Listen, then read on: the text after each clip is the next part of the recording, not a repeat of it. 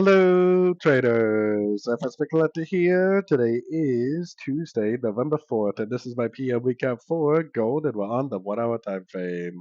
So gold has been very messy lately. It ended up pushing down. It didn't end up breaking and holding above structure this morning. Like I said, we should potentially be watching out for. So no break of structure to the upside means no real long opportunities yet.